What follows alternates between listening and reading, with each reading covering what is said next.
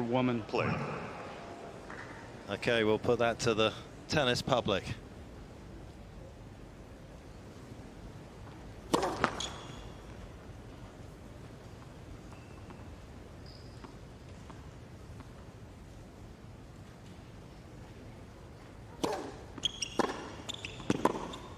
He's actually a big fan of all the Marvel films as well as Swiatek. Both these two ladies have dialed back their screen time with their telephones. They've been very open about the fact that they've come off social media during these tournaments.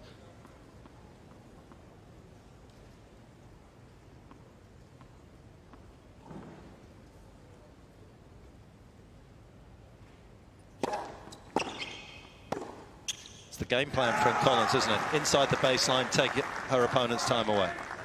Right from the start, the return position is already so aggressive from Collins, and you can tell that she just wants to try and keep these points short from the get-go.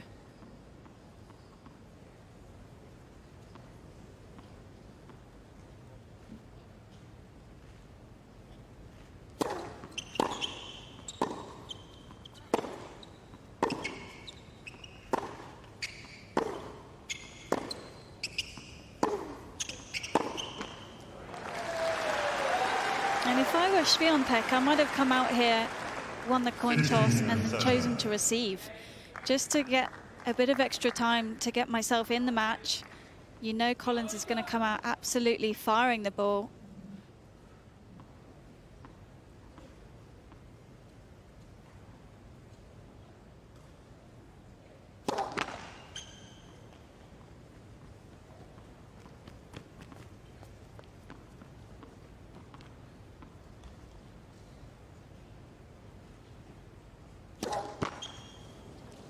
Most doubles in a match yesterday as well for Swiatek. It was obviously an epic, and that number, because of that, was always going to be a little higher. But the pressure already from Collins on the return has contributed to an early double and some chances to break for the American.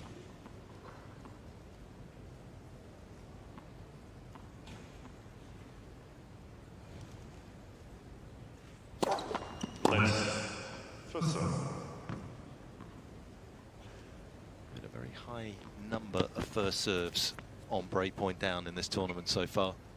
31 out of 41, but she hasn't gone for that much accuracy. She's gone for a lot of consistency, and that may play into Collins' hands here.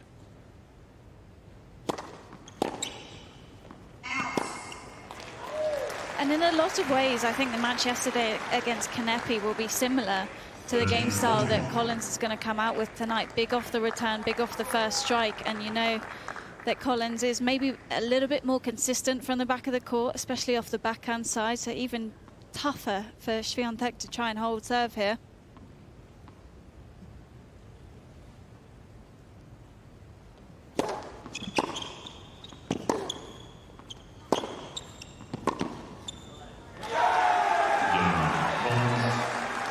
Perfect start for Danielle Collins. The USA fans are here in force. I didn't hear them so much in the last match. No, they didn't get a chance to cheer. Didn't get a huge amount of chance to cheer back in 2019 when she got to the semis here and lost to Kvitova. It was a fairly straightforward affair. But the light show outside is pretty impressive. You'll be happy that the roof's on down there, Brad, looking at the pictures from outside. Could be a bit of a wet walk home as we see the wind predictor giving Swiatek a little lead there. That will swing around as the match goes on, no doubt. I'd almost start the match the other way around, 56% to Collins. I mean, she's had less time on court. I think he's hitting it bigger than Swiatek from the baseline, and we've seen how these courts have been rewarding the big hitters. It's been lively out there. Danielle Collins to serve.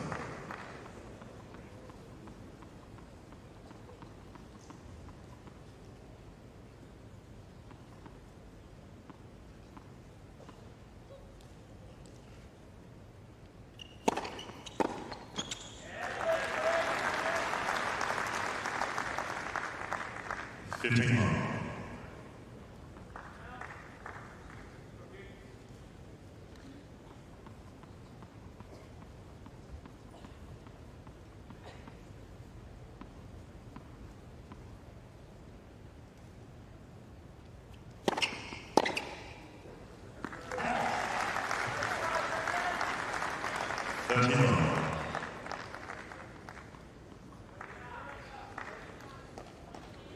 Bit of an edgy start here from Swiatek.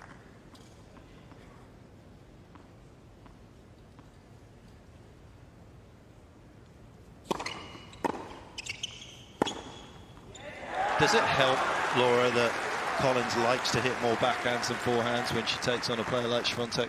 41. Yeah, no, in a lot of ways, I think so. I mean, she has that lovely down the line backhand that she can take on the rise, sort of cut the angle. And Swiatek, I think with her positioning, can sometimes be a bit more defensive behind the baseline. So it just takes the time away from her opponent. You feel like with a double-handed backhand, people don't generally throw in as many unforced errors. It's a steadier shot.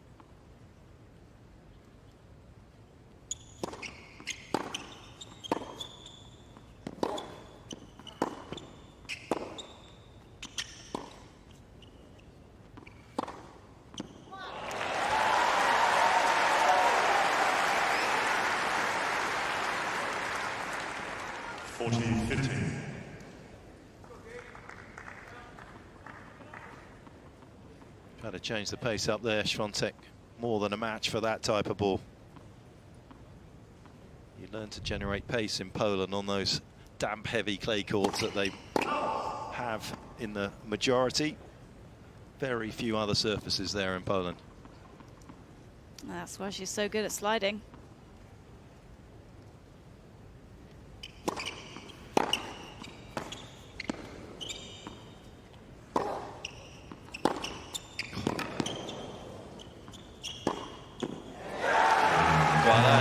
Terrific. Let's just take a little look at their ground stroke speeds. I'm not sure if you can see these, Brad, if your monitor's down there, but very different kind of styles in terms of the spin rate. You can see here from Swiatek, she's got about another 300 RPMs on the forehand, similar speed, but the backhand is, sorry, that is the backhand. On the forehand side, you can see the massive difference there. Yeah, I mean, Collins' backhand is low over the net. She hits a pretty flat ball, and we saw what she did beautifully in that point, opening up the court wide.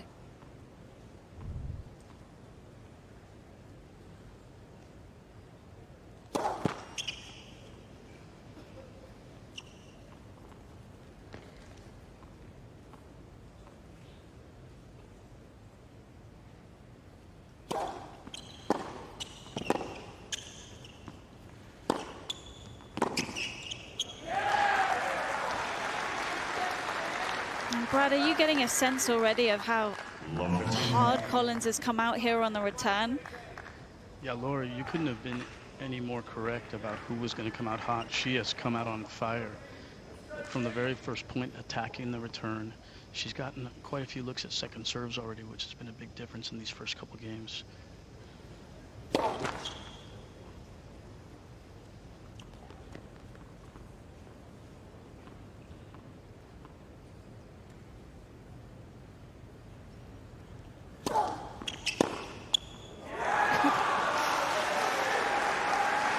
And I think Swiatek is going to have to move that second serve more. If she continues to just go into the backhand wing and Collins gets a better and better bead on that, she's just going to hammer that every single time on second serve. She's got to move it around. She's got to go to the body. She's got to go to the forehand a little bit.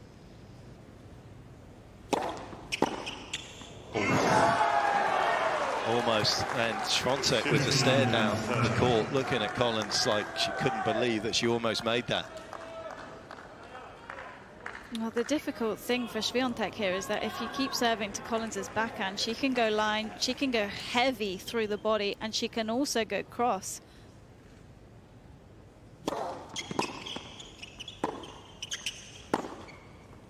This is awesome.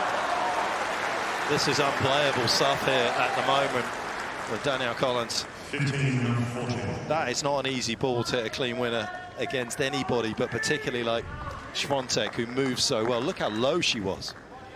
Yeah, Petch, I'm not sure if Swiatek came out with a plan to play the backhand, but she's playing the backhand right now, and she's getting beat badly by the backhand.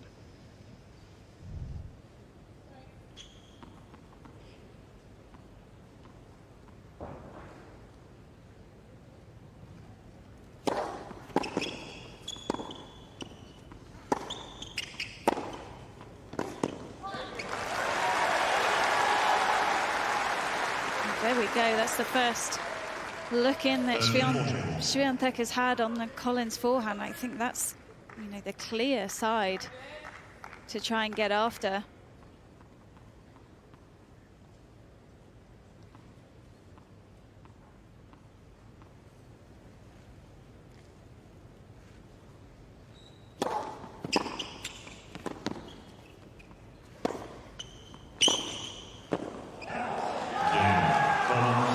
Well, whatever plan Swiatek had, it isn't working. It is all Danielle Collins at the moment, running riot out here. 3 straight games.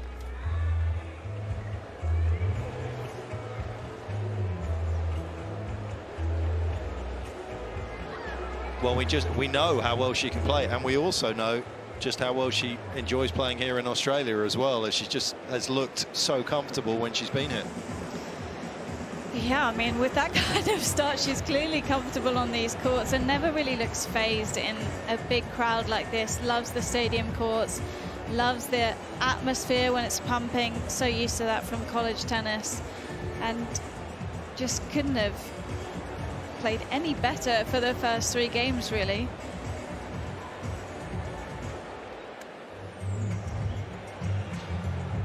Polish fans hoping, but perhaps just a little concern creeping into their outlook about how their superstar is going to do here at the moment.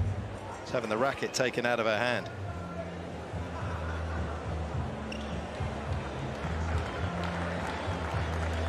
Brad, quickly, what's the game plan here for Swiatek to try and get some traction in this opening set?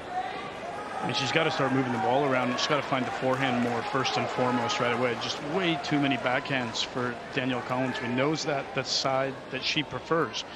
You knew that before you came out for the match. I'm not sure if Swiatek was like, I'm going to attack her strength, but she's let her hit way too many backhands so far in the match. Thank you. Please take the seats at the ends of the court, please.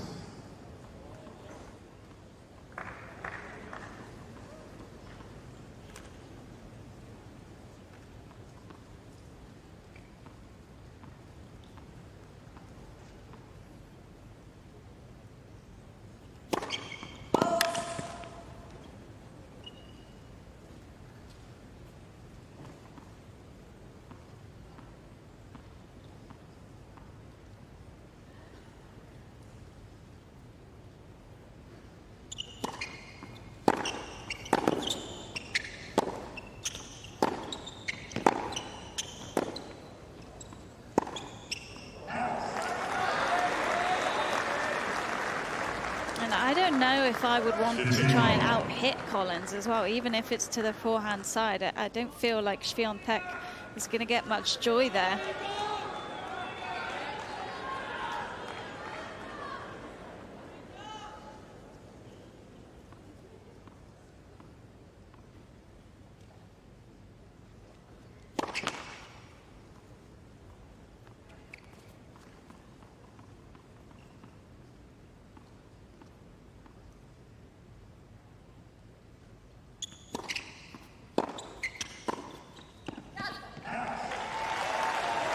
Good footwork, good little shimmy to her left to be able to give herself space to rip that one and directing traffic into that forehand.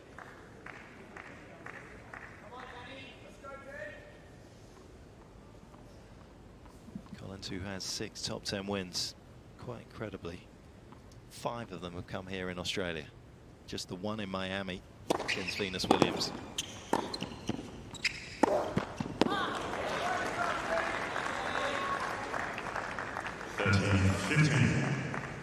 For me, I think Swiatek needs to slow it down more, a bit more variation. She's so good at that slow, heavy topspin forehand. Just try and create some extra time for herself, because this is really playing into Collins's hands.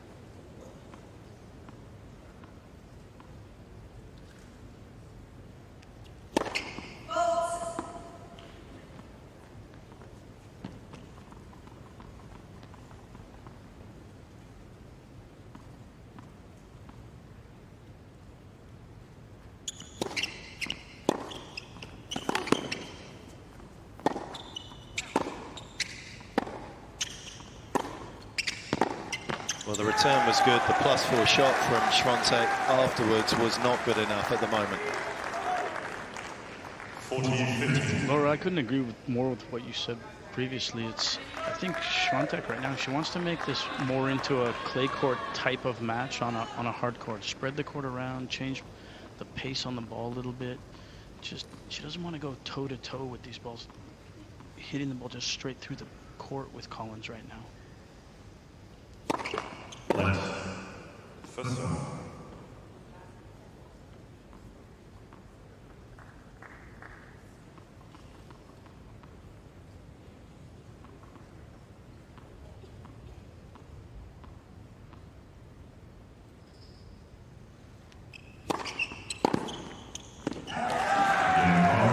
Trying to do a little too much. Collins has had so much joy off the first serve in this whole tournament. She's up at 90% points won off the first serve in her last match against Alizé Cornet. More of the same tonight. 5 out of 5.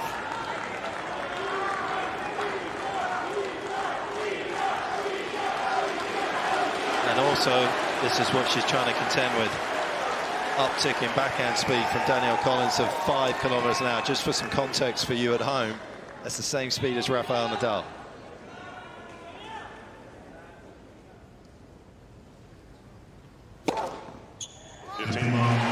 What? What are you talking about, Mark? Her backhand speed, her average backhand speed. I know, I got it. That's incredibly impressive.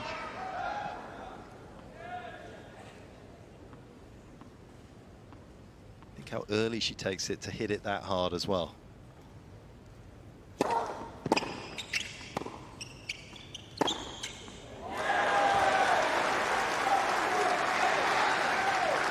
Swiatek right now is just throwing meat in the lion's cage. I see on the replay here how far back she's pushed on the third ball. Polish fans shaking their heads.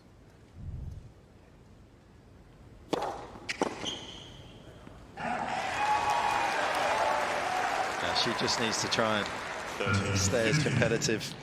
Just try and grab as many games in this opening set as she can and just kind of allow this particular storm to try and sort of blow itself out.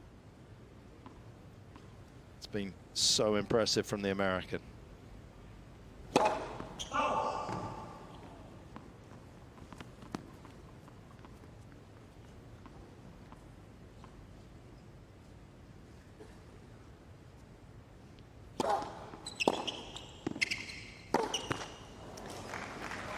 I think almost try and go for a bit less off the first serve, keep the percentage high, because she has won 0 points off the second right now. 0%. Sounds like England in the Eurovision Song Contest. Everyone a little bemused. Left. First serve. It's an intimidating return position that Collins has as well. Shrinks the visual of the court.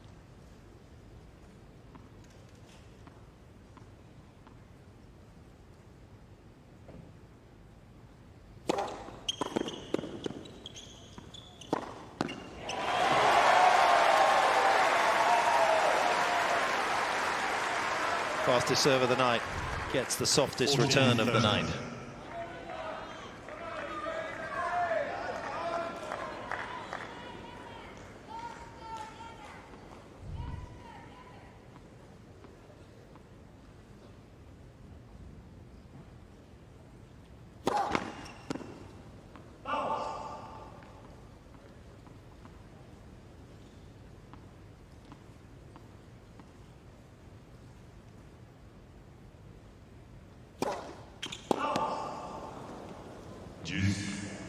Laura, I'm going to ask you first, do you like Swiatek's service motion? It's a little bit disjointed for me. I think, you know, there's a lot of components to it. And you feel like in this situation where the second serve is under pressure that it can break down because it's not fluid.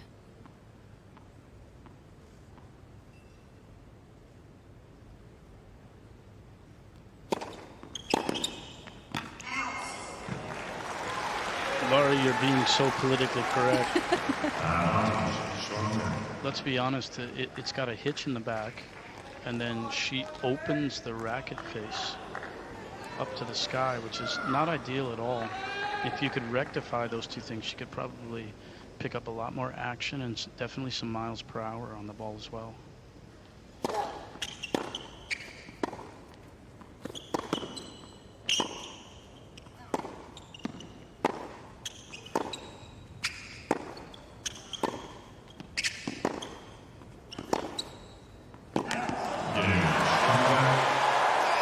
Long, hard road to get a game on the board. But that's a step in the right direction for Iga Swiatek. Collins, though, up 4-1. 4 games to 1. Yeah, Brad, I kind of feel as though she gets away with that service motion because she's so athletic and so strong. Yeah, listen, there's a lot of strokes on the tour, that both men and women, that aren't technically perfect, and you have to give credit to these athletes for the fact that they find a way to make those strokes work for them. They've done it repetitively over and over and over again, and have found a way to execute doing something that's a little bit wrong. And the question always is, with the success that she's had and where she is, do you as a coach, or does she as a player, want to make the adjustment or try and change that?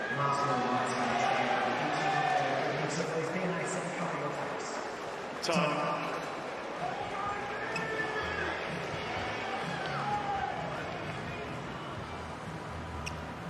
Well, again, there it is. Free light show outside the Rod Laver Arena.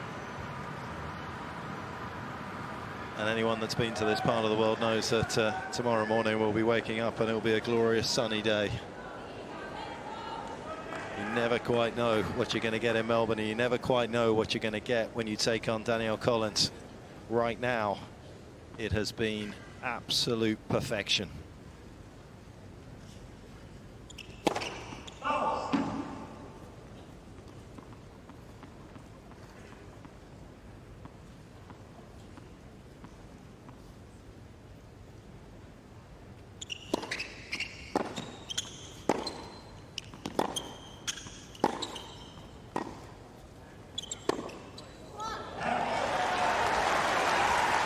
First bit of variation that we've seen from Swiatek off the forehand.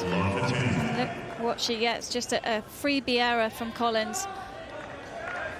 First point of the game when you're serving is so important. So just a bit of a loose shot from the American.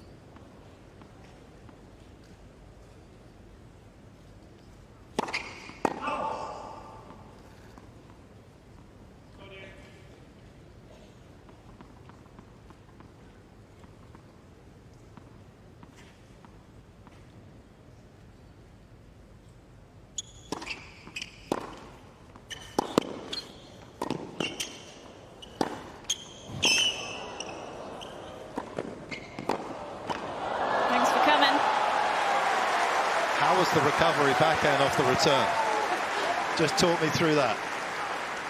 I just love that Danielle Collins is walking back to the baseline as if she's just played a standard set of backhands there. I mean, it's ridiculous. Didn't even have to be a good volley in the end.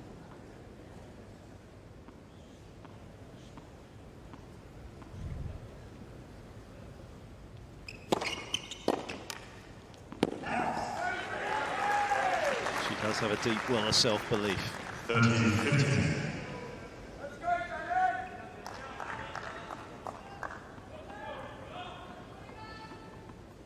Does practice as well, like she plays matches as well. I was at IMG Academy back end of 2019 as well with my daughter, and she was practicing there with Ryan Harrison's dad on the court, and she's no different.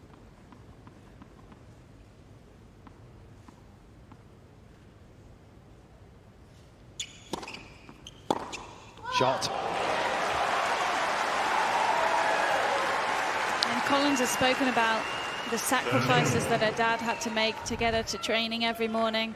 What a commitment they went through as a family. So this is such a reward for not only her, but for her dad back home to see her in the semi-final of a Grand Slam again.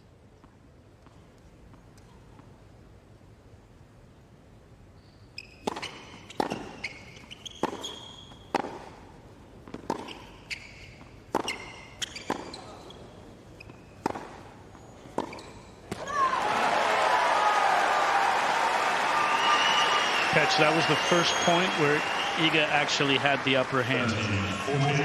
She really laid into that one forehand, got an advantage, got a slower ball, cracked the next one. And she was actually dictating for the first time.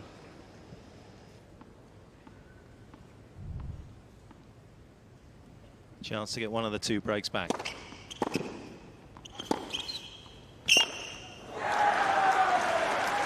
And my question to you, Brad, is do you feel that that is a sustainable play for Swiatek tonight?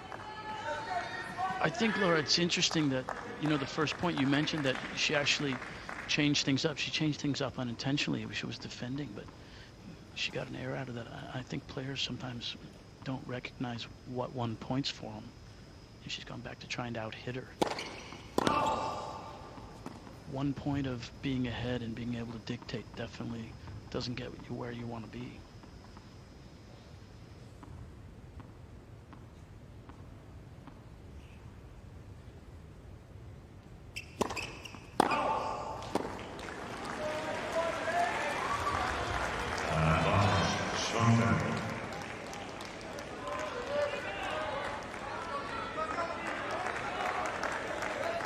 Potential pivot point in this opening set.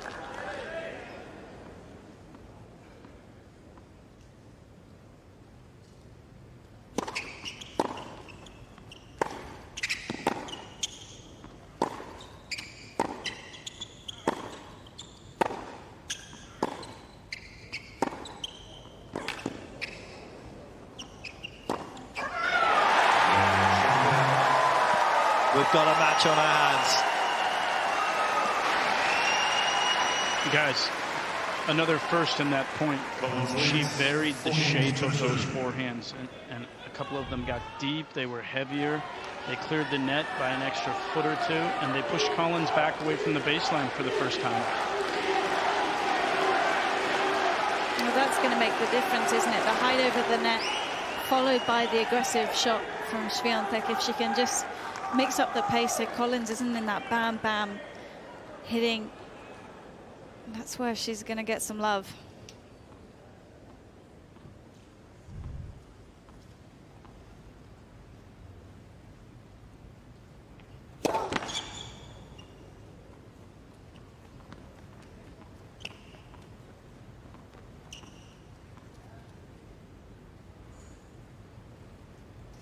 The court feels small tonight, doesn't it, with these two being on the front foot. I feel like we've lost a bit of the length of a tennis court, and Swiatek offering up a little bit of hope here.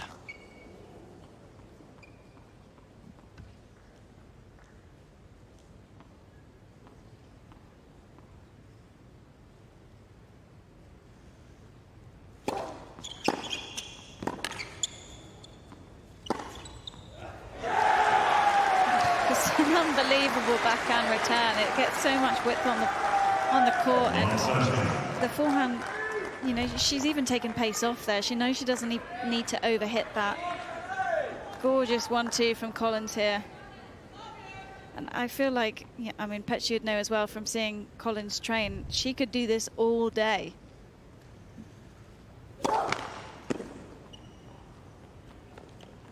And night.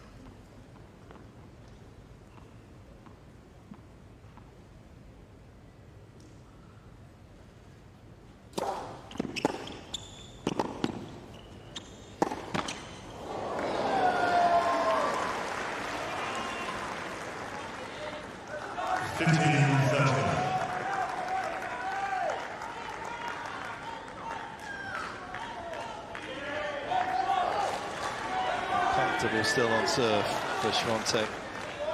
A lot of thought going into where she's going to deliver this one.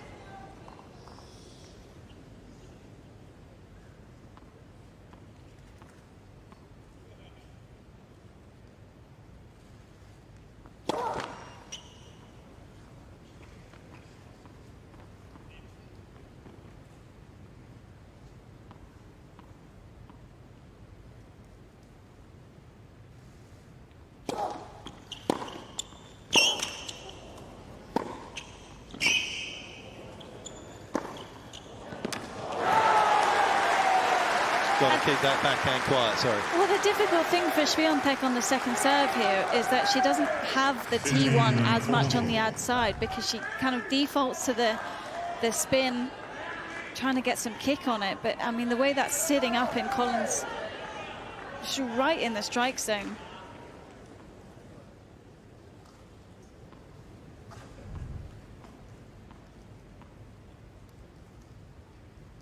Couple of break points.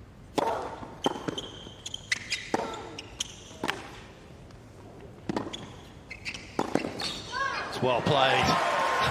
It wasn't a backhand to be seen after that serve. It's not easy to have to play that straight line tennis so consistently.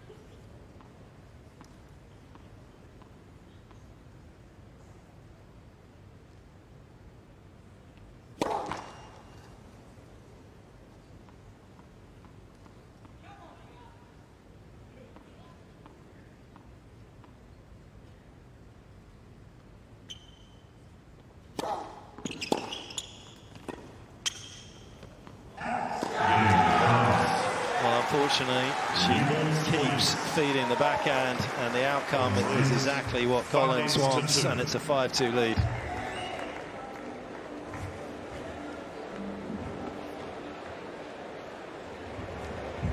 I know it's always easy sitting here in the comms box, Laura, but got to question that second serve after what she must have felt over the first 32 minutes here. Well, it's a tricky one now, because I can see Danielle Collins is starting to get in her head, not only with the returns that we've seen, but with the positioning.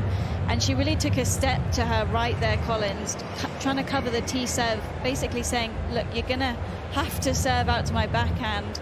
And, you know, we just said as well, Swiatek doesn't have that natural second serve down the tee on the ad side, but it's just playing right into Collins' hands here. And I don't know if she can change it this late in the tournament, you know. It's just not natural for her.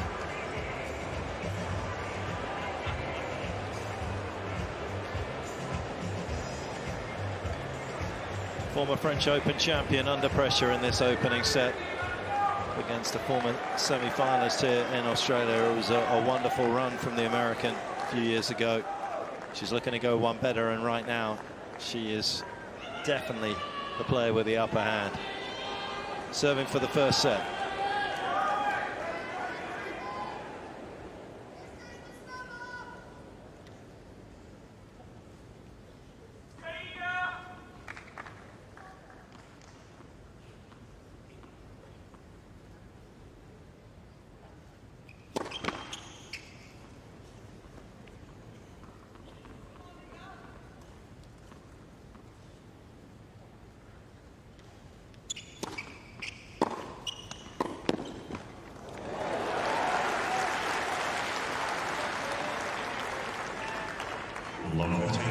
Heavy through the middle, I think, is the return that Swiatek wants here. Don't give Collins any angle to work with off the backhand side.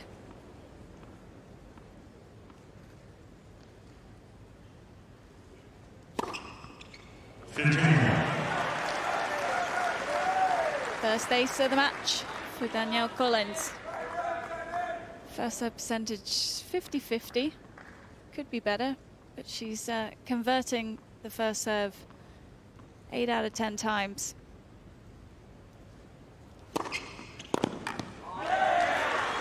Yeah, she's been up at 57 for the tournament. She's not going to be that far away after landing that first serve.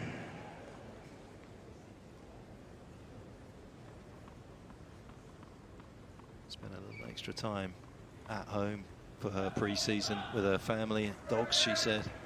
was planning to play in Sydney, but elected not to. Came here, wanted to get used to the courts, the pace of the courts early.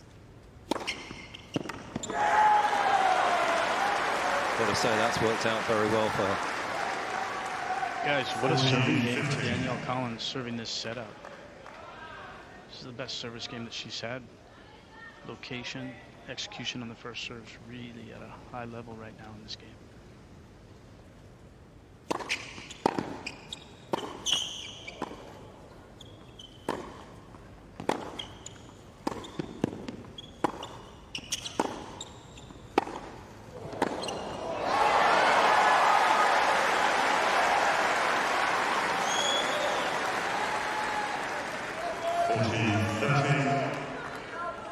Got down well to that one.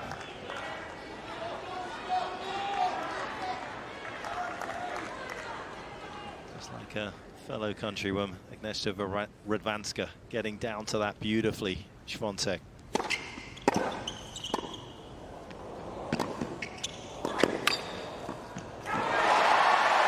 Set's not done yet.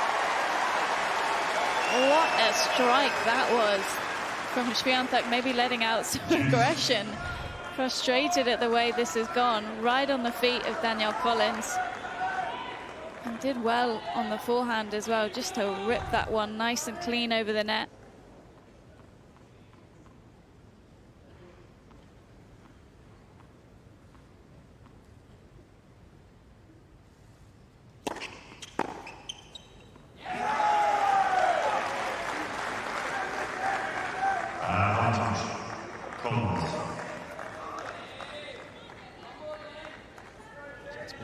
Percentage of her first serve points, as Laura was saying, on this tournament, 75%. She's pretty much around that mark again today. Maybe Swiatek can just take a step back and try and get a few more in play.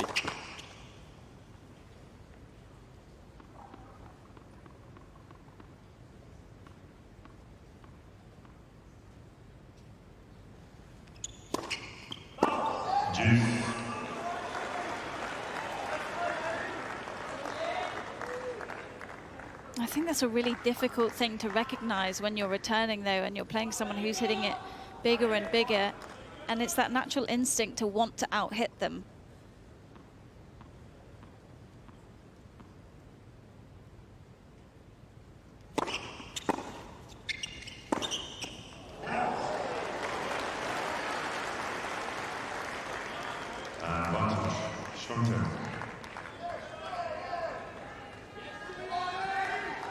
It's never easy serving sets out, guys.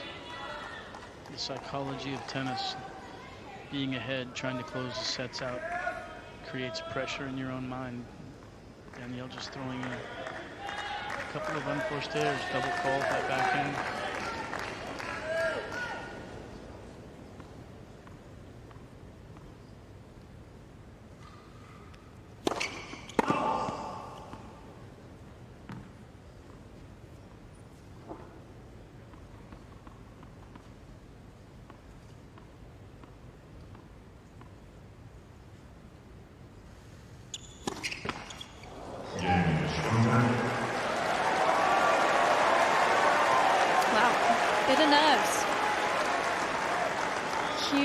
Situation for Collins, trying to make her first Grand Slam final, and it's been very smooth sailing so far, but just the first signs of pressure there.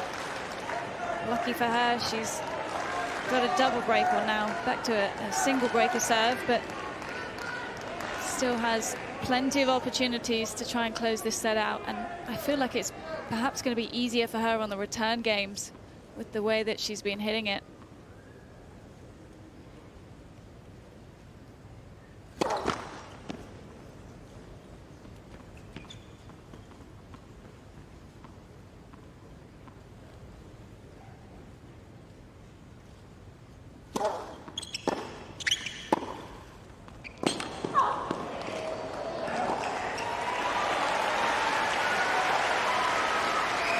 That was a bad sign. Did you see that from up in your vantage point? Collins went wide for that backhand, let go, went for the slice, and she kind of loaded on her outside leg. Watch right here. And it just locked a little bit. She seems to be okay.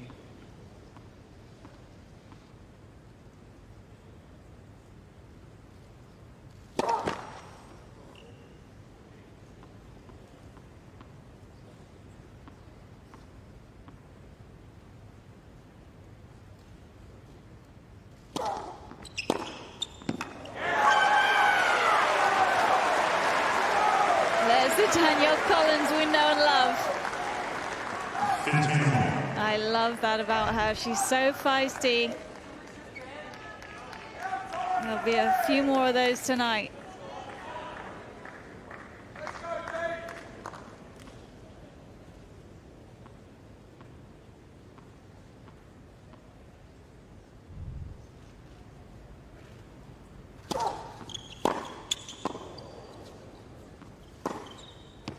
Total off pace first serve, got the treatment. Didn't fool Collins. You feel like she's trying to let out some aggression here with this forehand return.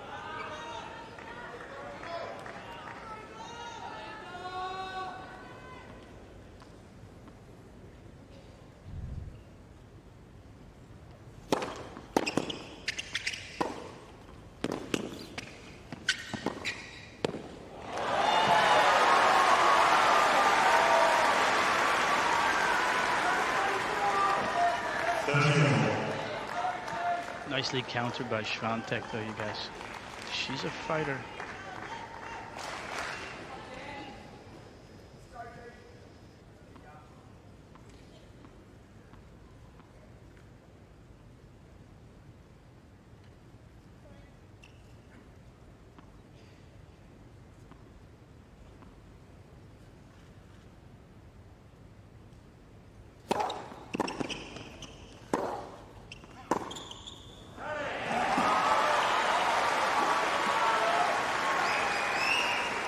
Well, the average rally length's just over 3 shots. I don't anticipate that getting much higher, the way things are looking.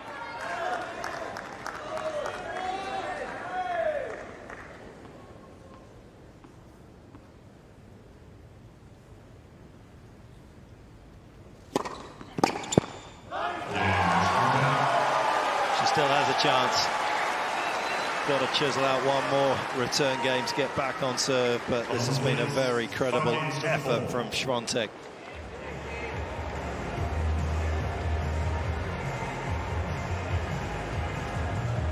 And that's the maturity you were talking about as well at the start, about the way that she plays.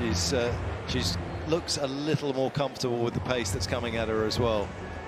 As the match goes on, just looking like she's handling it a bit more, trying to figure out what to do with the footwork around the ball, but also being helped by the pressure that Collins is under, trying to serve out this set, throwing in a bunch more unforced errors, plus the double faults, and it's given Swiatek just that small opening, and she's so good at recognizing these moments, doing a better job of making balls, making the third ball in particular, and all of a sudden has pretty much turned this around.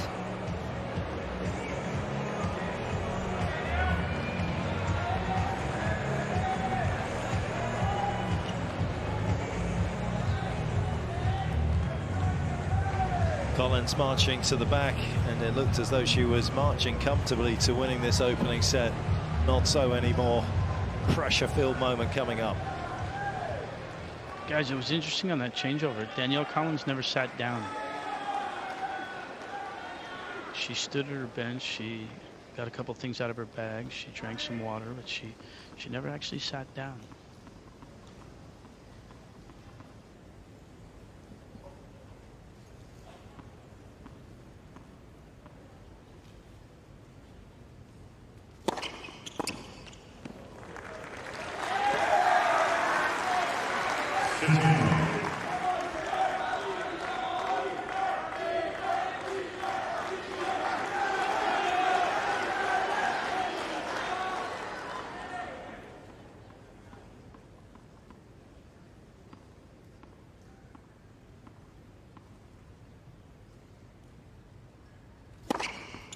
And Brad, do you you think that was Collins recognizing that she is a bit nervous, that their legs are starting to lock up and just trying to avoid that? I'm not sure, Laura. I don't know exactly what the basis was for it. I mean, that could be it. Maybe she was just trying to, you know, keep the blood flowing in the legs, not sit down and let it kind of like settle. But it was just interesting. I haven't seen that really.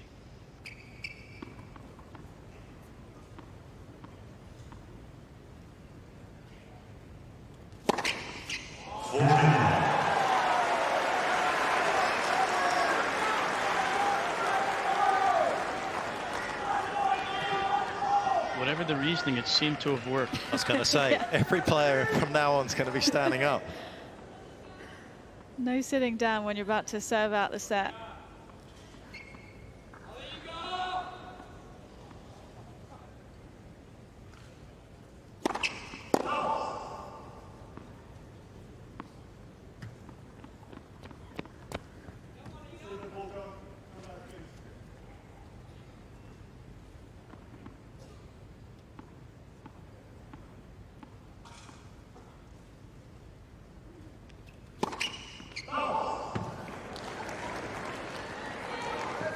It's going to be interesting to see if she gets herself into a place where she can serve for the final here, how she handles it, because this opening set at times, when she's had it on her racket, she's just looked a little brittle. Can she close it out now?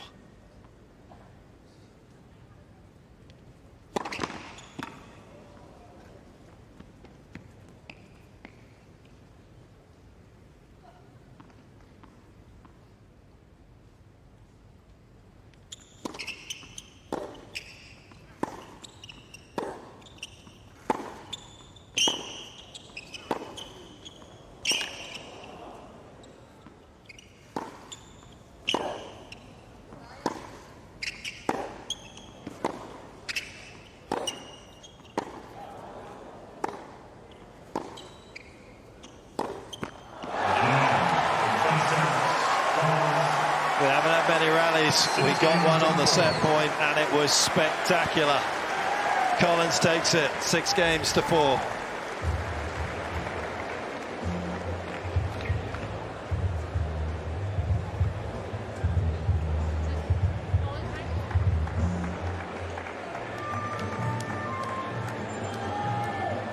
Well, she did well there in that last game.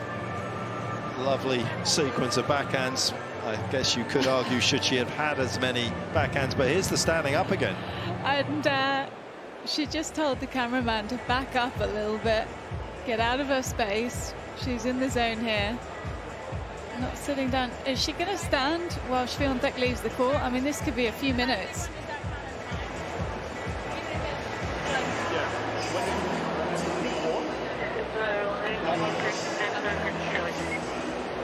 Received, thank you.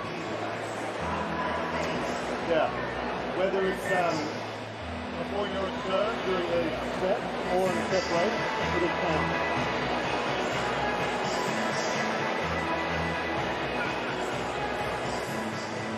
It's a shame we can't always get such a clear audio of what the players are saying. There was something going on there between the umpire and Collins and talking about her serve, and I'm not entirely sure, unfortunately. Those are the numbers. Yeah, the winners from Collins were the heavy story at the start of the match. The unforced errors started to creep in.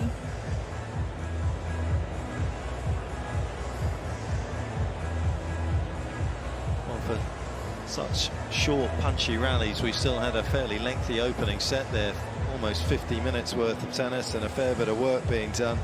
Swiatek doing a lot more work in terms of running those balls down. It's Collins that's throwing down the heavy artillery, and Swiatek, because of that, all the high intensity changes on her side of the court, the longer sprints over 5.5 meters going the Polish way. They looked evenly matched in the warm-up, but after the start it looked as though Collins was just going to be too good and too much power from the back of the court. Yeah, she was hitting these backhands in particular so heavy from the start of the match, getting the first strike in early and never looking back in the point. Swiatek did a good job actually of trying to stay toe-to-toe, almost got herself back in that set, but Collins held her nerve in the end. I was surprised on that set point that Swiatek was actually going back towards the Collins backhand so much. It was probably 4 times before she opened it up to the forehand. And I think Collins actually took a bit of pace off in that last point. I feel like she sort of defaulted to how she won in college. But on the big point, she just used to chuck it up into the air and wait for the error. So if the nerves kind of creep in a bit more, we might see a couple more of those sort of rallies in set 2. They've now both left the court. Swiatek just walking back out. Oh no, Collins is back there. She left her bench so early, been up the whole time. You kind of forget how young Swiatek is. She spent her off-season, pre-season, whatever you want to call it, back home in Poland, in Warsaw. Said she actually enjoyed it. She was able to switch off from tennis. Felt as if she'd gone somewhere. She would have been so focused on her tennis that maybe she couldn't have relaxed. She said she wanted to do a few things, one of which was get her driving license. That's how young she still is.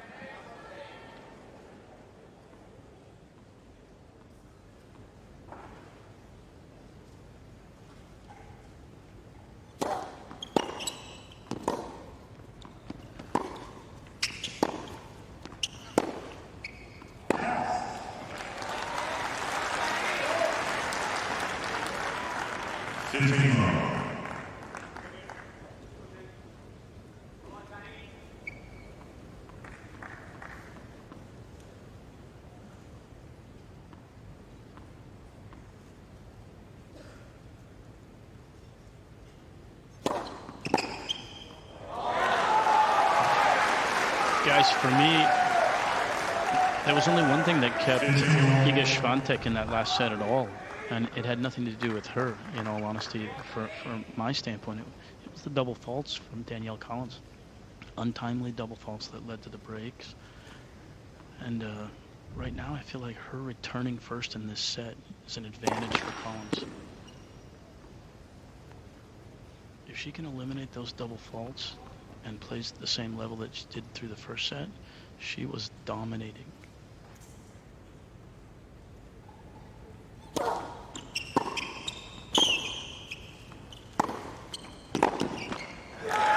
is again. Came to prominence, of course, 2018, didn't she? In Indian Wells, she took care of Taylor Townsend, Maddie Keys there, then Miami just straight after that, came through qualifying, had a lovely run through there, beat Coco Vanderwijk, Donna Vekic, Venus Williams before coming up short against Ostapenko in the semis. Actually coached by Tom Hill back then, of course, who works with Maria Sakkari now.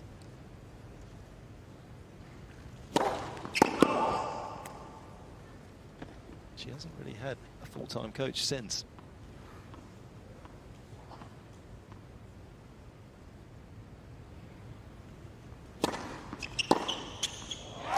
I guess if you possess a backhand like that, Laura, you don't need a coach. Yeah, she kind of dips in and out of IMG Academy in Florida, using the people that are based there, and has lived just down the road from there most of her life. But I sort of feel like Danielle's quite happy to figure things out on her own. Comes in with almost the same game plan for every match.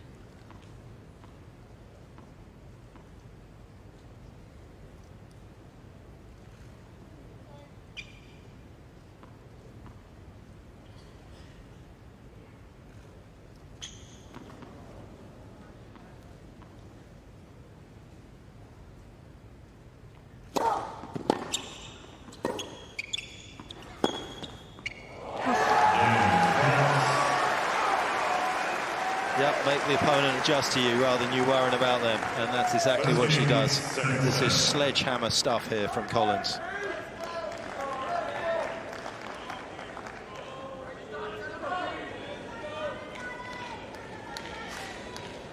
Perfect start. Brad Stein saying it was going to help her, and it certainly has. Up and running. Swiatek on the back foot. Collins, as you can see there, very much on the front foot. Full commitment to the cause. And when I look at the total of backhand winners, it's actually less than you expect from Danielle Collins. Only 7, but she's just been so heavy off that the forced errors from Swiatek mounting up. Win predictor pre-match. Win predictor had some doubts in Danielle Collins. I hadn't seen the backhand before. To add that little bit of code to the algorithm for next year.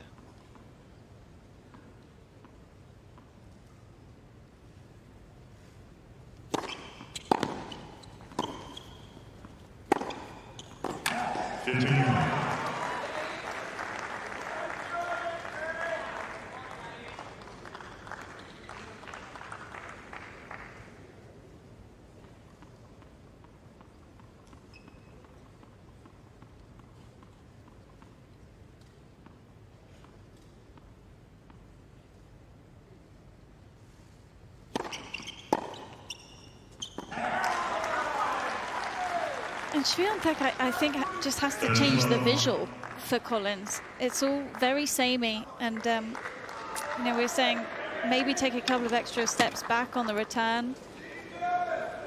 When you know that Collins has been struggling with the double faults on key moments, I think, you know, got to change the scenery here.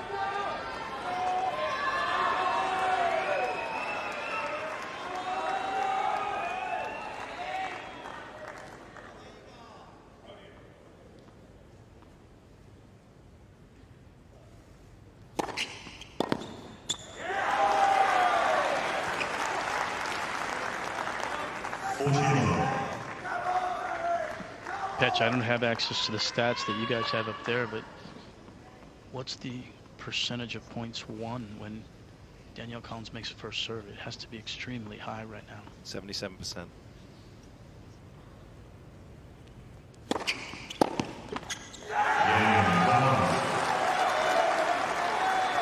And the stat that I would like to see go up for Swiatek is returns in the court.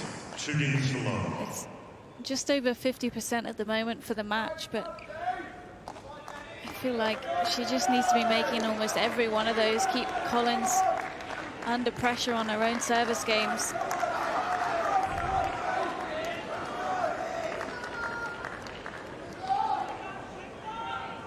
To compare it, Danielle's making 82% of returns.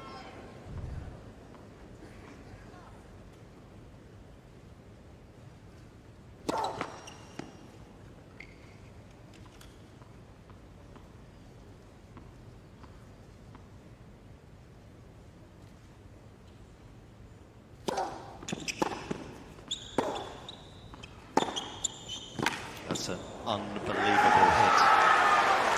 Unbelievable how hard she's just hit that.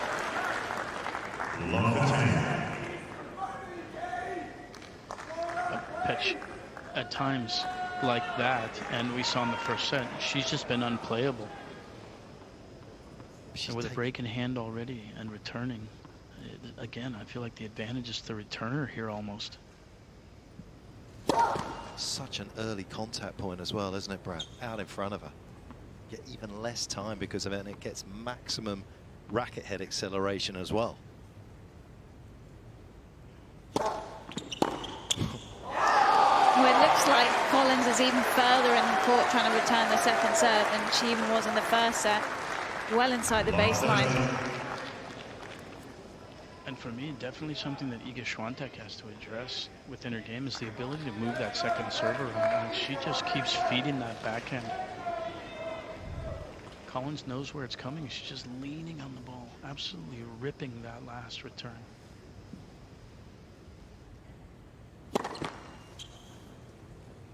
Another medium rare bit of ribeye coming up here, Brad.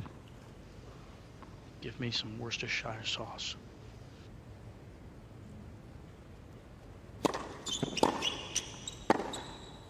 But you're right, her serve as well doesn't stay low on the slice either. I mean, it just comes straight into the wheelhouse. Yeah, especially with Collins' position. I mean, she did change it up there and went to the forehand. No love from the forehand from Collins, but when Collins steps in on that second serve, Petcha is right in her wheelhouse.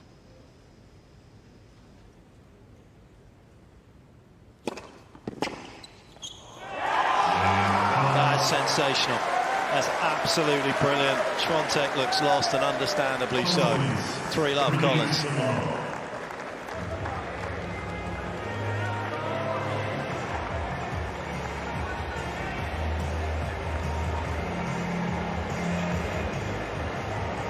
That's a hard place to be out there, Laura, for Iga, isn't it? New coach there, Thomas, on the top left of your picture. Obviously, it was a surprising split with Piotr pretty much the day before a press conference was about to be unfolded. He's come in, he's worked with Radwanska before, but whatever plans they've had, and he hasn't really had a long time to work with her. He's had a terrific start to the season, really. But this will be a bit of an eye-opener. Just that she's not been in the match. I mean, most of it has been on Collins' racket, but Swiatek hasn't had any options and hasn't changed anything, hasn't changed the visual for Collins, and just looks a bit flustered here. Doesn't know really what her plan B is in this situation when she's being hit off the court.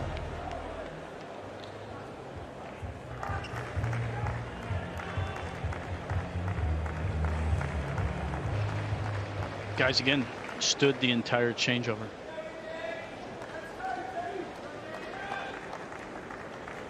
We know who's going to do the interview afterwards. We definitely need to get the question in there about why she's standing every single time.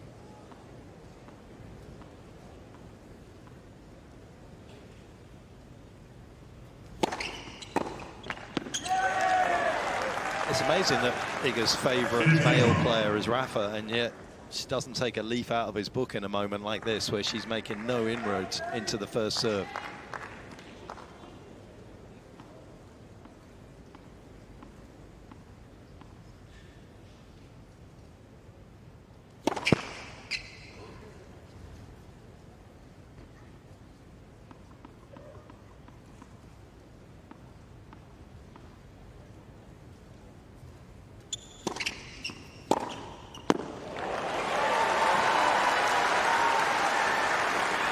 Well, the last serve, 121 kilometers an hour, got what it deserved, and I think the first sign of nerves on that first serve from Collins, where she really should have let that ball drop. She played it way too far in front of her.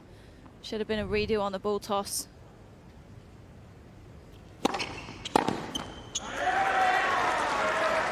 Guys, Swiatek made an adjustment on that return. She came closer. She actually started only about, I don't know, half a meter behind the baseline, and she took her split step, and when she made contact, she was on top of the baseline there. Not sure that's the adjustment that you want to make, unless she's going to make her swings a lot more compact.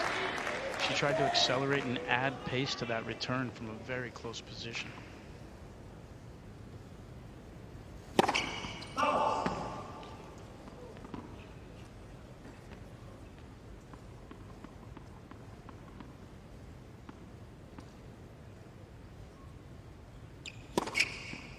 Great serve. Great recognition. And Swiatek went and changed the racket again. I'm not convinced that the strings is the issue here. You can change the tension as much as you like, but you're just being hit off the court here.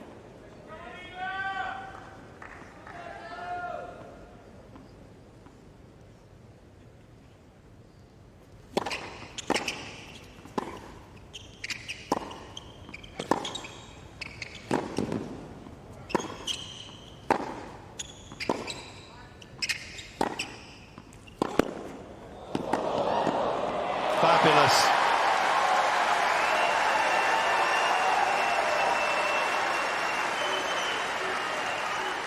And Swiatek just needs to keep this close, keep the scoreboard pressure on Collins.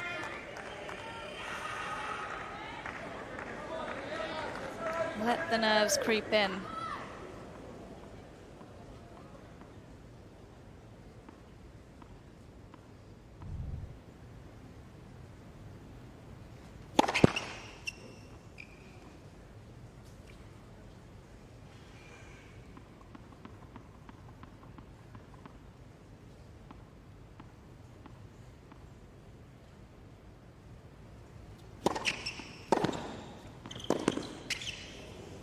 Very quick to see that coming after the previous one had been And for me, what Swiatek will be able to look at after she's come off court is rallies 0 to 4 shots, 120, lost 45. As soon as that rally length gets up above 5 shots, she's positive.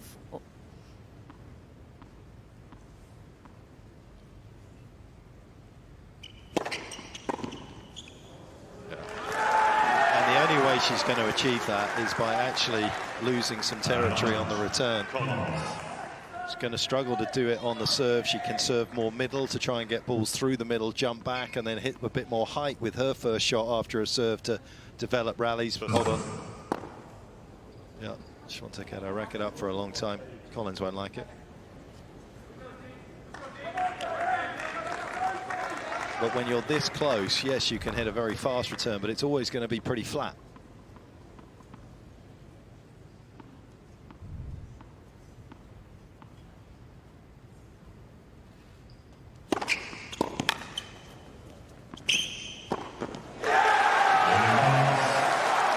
Two games from a place in the final of the Australian Open for Danielle Collins.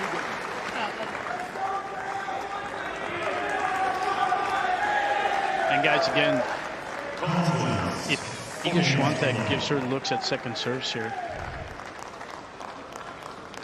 Danielle Collins has just been unplayable off the second serve return. And I do think in that last game, despite the fact that it did go to deuce, no double faults, and a hold.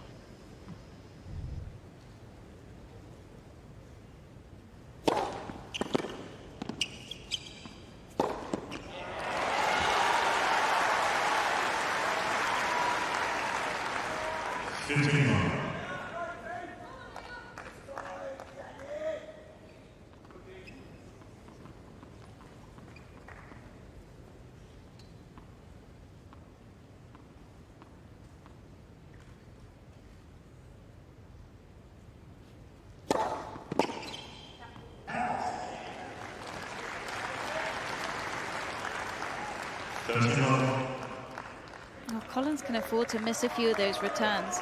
She's been connecting with that unbelievably well throughout the match that you sort of accept a few unforced errors is totally fine.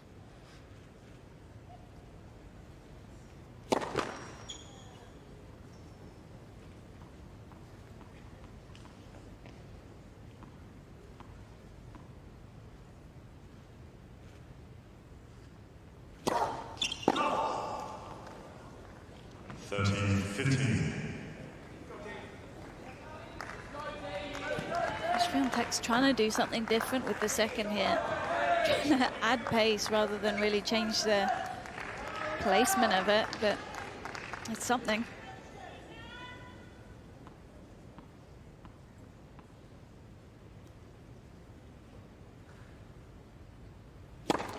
Lens. First serve.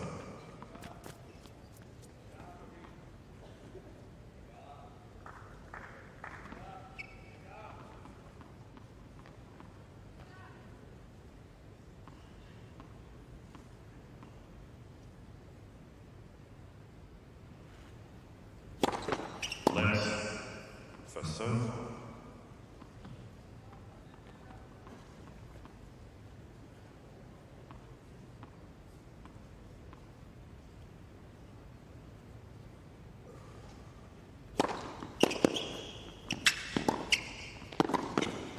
It's got it. It's too good.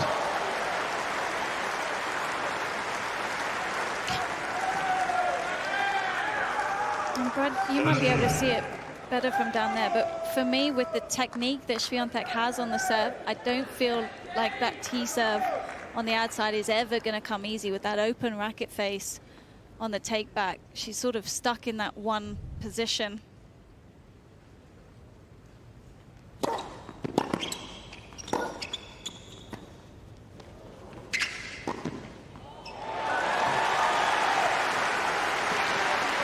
I'm not sure, Laura, but she's pretty consistent with the location. We've obviously on the second serve. And I think that one of the things, when she does have to hit a second serve, with where Collins is standing, you've got to go body a lot more.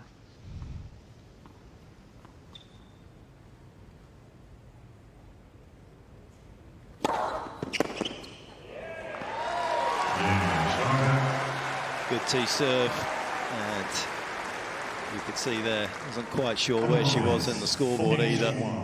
Back to the changeover, back to the drawing board to try and figure something out on return.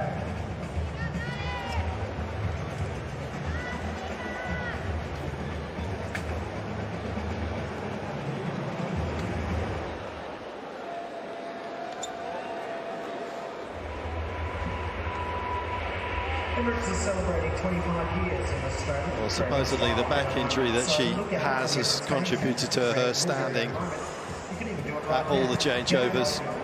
Wasn't something that I actually read about in any of the press conferences that I looked at this morning, but certainly hasn't affected her on her serve or any other part of her game. She is overwhelmed, Swiatek, right now.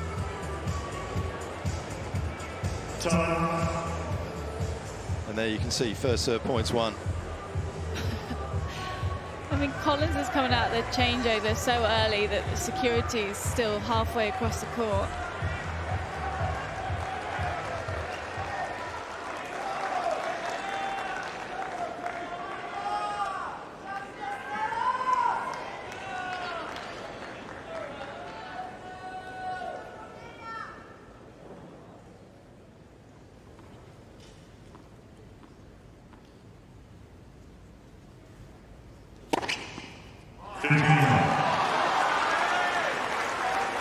Well, we're in the zone right now where possibly the thought of making a major final will come into play for Danielle Collins. Certainly doesn't look like it right now at the start of this game. Another ace to add to the collection. That's 6 now.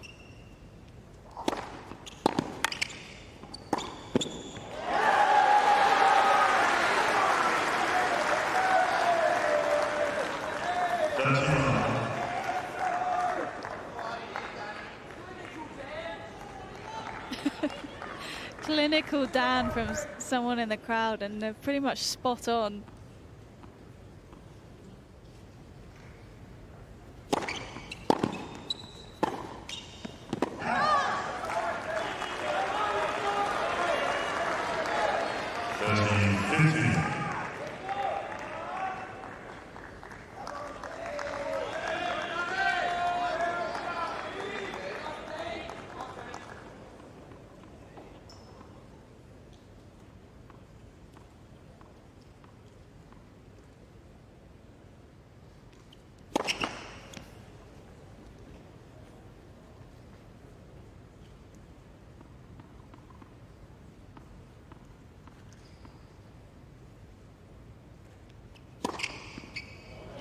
Found the line again with that second serve. Locked in. 14-15.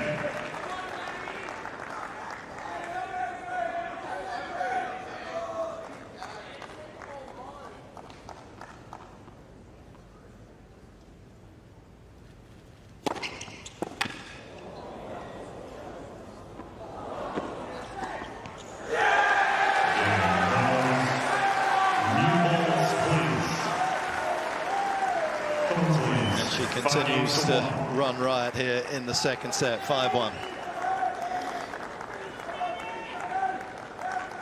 It's been an outrageous display of tennis from Collins.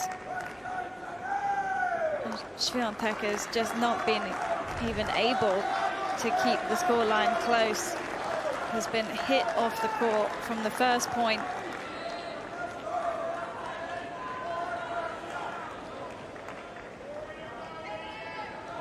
Got to think, with Collins returning for the match here, I think this is going to be very tough for Swiatek.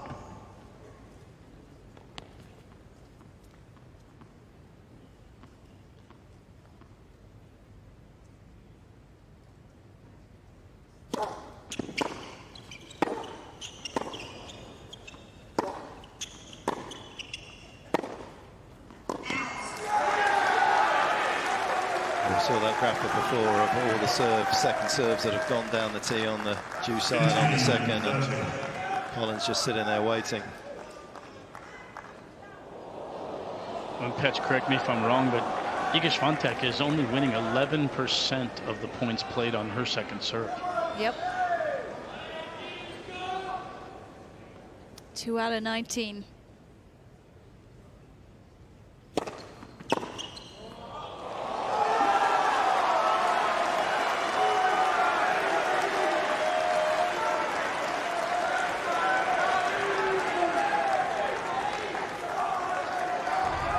Another scorching return from the racket of the American. And right on the brink of making her first major final here in Melbourne. Couple of match points.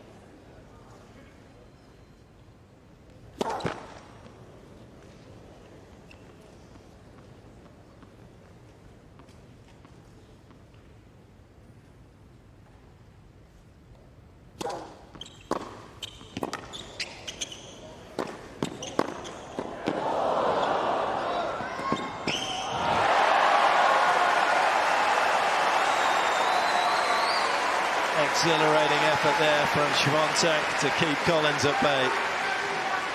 Yeah, make that 3 out of 20. What a point. Down match point. Just surviving.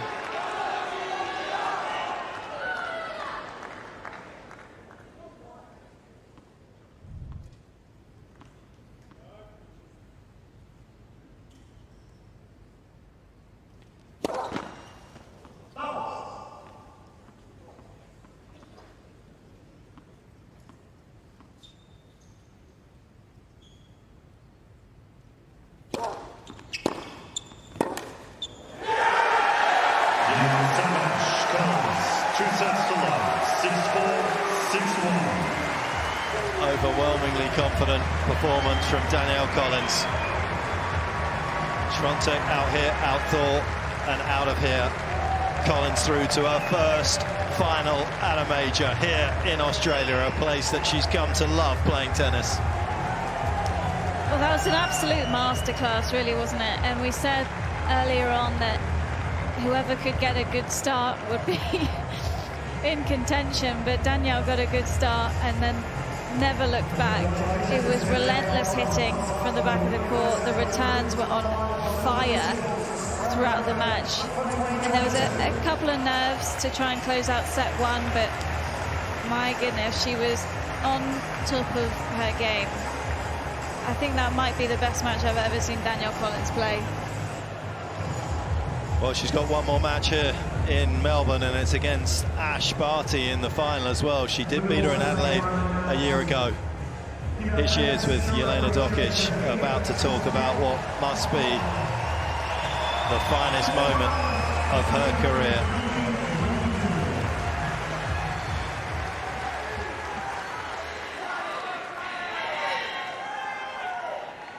Danielle, congratulations. You are a Grand Slam finalist. That has a pretty good ring to it.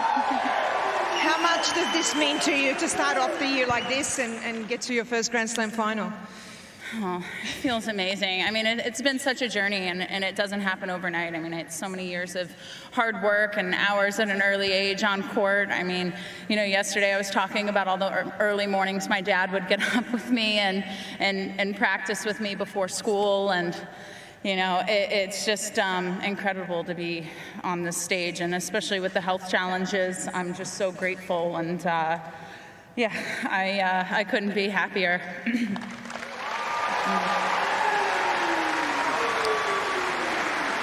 That was an amazing performance. You played incredible tennis. We're calling it in the bunker there behind. It was incredible how aggressive you were. Same in the previous match. Was that the plan coming out here? Take the match out of her hands and control everything?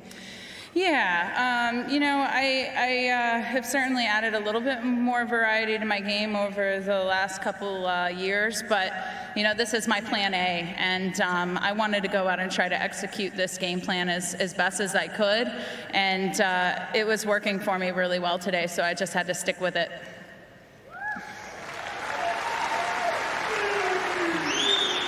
Now, you very quick to this interview. We almost didn't have time. You're very quick on the change of ends as well. We noticed you don't sit down. You did it the last match. You did it today. Does that help you? You're very intense. I love that. Is that the key to you also being very, very intense out there, playing really quickly? Yeah, you know, normally I sit down, but for whatever reason in this tournament, it seems like the clock is going quicker. I don't know if it's because the court's a little bit bigger than some of the smaller tournaments, but I don't really feel like I have time to sit down. So, you know, actually I haven't sat down the whole tournament. I've just been standing up when I sleep at night. No way. Well, your opponents haven't had time with the way that you're hitting the ball. They haven't had time to react. Anyway, last one, I have to ask you about this, the final. Ash Barty up next, Saturday night. Any thoughts on that match? Yeah, we've had some incredible battles over the years, and to play against the #1 player in the world and in our home country, I think it's going to be really spectacular. I love, you know, the energy the fans bring, whether they're, you know, for me or for my opponent. I think we're just so grateful after everything with COVID to be able to have incredible energy and people here supporting us. So I'm just excited to have everybody back. So yeah, looking forward to hopefully having a great match and battling away with Ash. Okay, well, congratulations. We look forward to the final. Go get some rest, and we'll see you on Saturday. Ladies and gentlemen, Danielle Collins.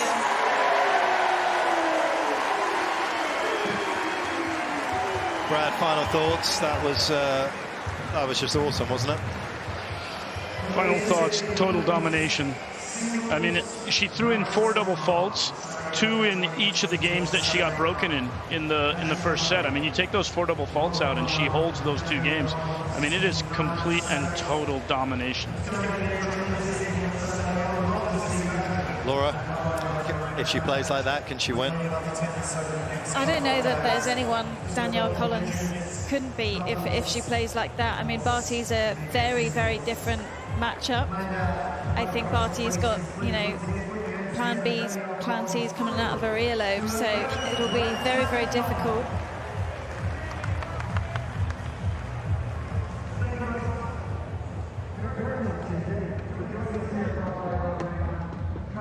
Well, she walks off a winner. Will she walk off on Saturday a champion? She is going to be tough to stop, but so will Ash Barty. An incredible match from her side of the court. 27 winners, 13 unforced only when you were hitting the ball that hard, that early. Spectacularly good from the American. It really, really was. Not an awful lot that Iga Swiatek can do, and it'll be fascinating to see what she feels as though she can do in matches going forward against Danielle Collins on a hard court to try and swing the balance of power somewhat in her favor.